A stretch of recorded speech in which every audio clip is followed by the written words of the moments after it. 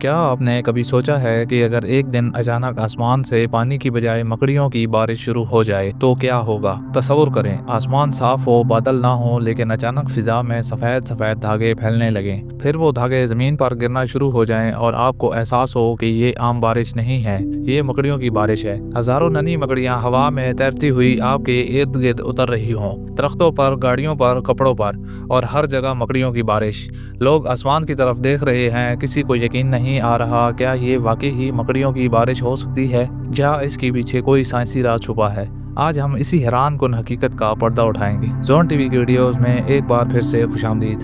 2015 में गोलबर्न के रिहायशियों के लिए ये एक आम सा दिन था, लेकिन चंद ही मिनटों में मंजर बदल गया। लोगों ने देखा कि आसमान से बारीक सफ़ेद धागे मुसलसल नीचे आ रहे हैं। पहले तो सबने समझा शायद धुंध है या किसी दरख्त का रोईदार मादा उड़ रहा है, लेकिन जब वो धागे चेहरों, कपड़ों और गाड़ियों पर गिरने लगे तो लोगों ने गौर से देखा। हर धागे के साथ एक छोटी सी मकड़ी लटक रही थी। बच्चों ने शोर मचाना शुरू कर दिया।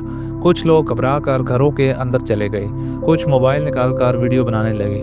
दरख्तों की शाखें ऐसे लग रही थी जैसे किसी ने इन पर सफ़ेद कपड़ा डाल दिया हो। घरों की छतें, गाड़ियों के शीशे, सड़कें सब बारीक जालों की तरह से ढक गए थे। इसी तरह सांतो पलाडिनिया में भी लोगों ने आसमान की तरफ देखा तो यूं महसूस हुआ जैसे फिजा में चमकती हुई जालों की बारिश हो रही हो। कुछ लोगों को लगा शायद ये कोई कुदरती आफत है, किसी ने कहा ये अजीब मौसमी तब्दीली है, और कुछ ने इसे एक पुरस्कार वाकया समझ लिया। लेकिन हकीकत अभी सामने आना बाकी थी। सवाल ये था, क्या वाकई ही बादलों से मकड़ियाँ बरस रही हैं? क्या ये कोई गैर मामूली कुदरती वाकया है या इसके पीछे कोई साइंसी वजह मौजूद है? एक्सपर्ट ने इस वाक़े की तहकीक शुरू की। नमूने इकट्ठे किए गए और फिर आहिस्ता आहिस्ता राज खुलने लगा। सबसे पहले उन्होंने ये जानने की कोशिश की कि क्या वाकई ही मकड़ियाँ बादलों से नीचे आ रही थीं।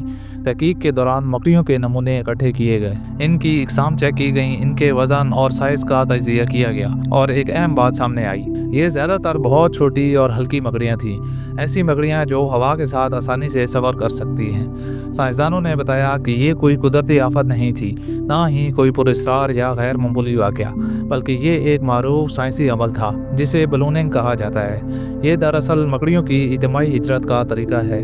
जब ज़मीन पर खुराक कम हो जाए या नई जगह तलाश करनी हो तो ये नन्ही मकड़ियाँ फिजा का रास्ता इख्तियार करती है। साइंस के मुताबिक मौसम की मखसूस हालत, हल्की धूप, हल्की हवा और कम नमी इस अमल को मुमकिन बनाती है। यानी जिस चीज़ को लोगों ने मकड़ियों की बारिश समझा वो दरअसल कुदरत का एक मुनज़्ज़म और साइंसी निज़ाम था।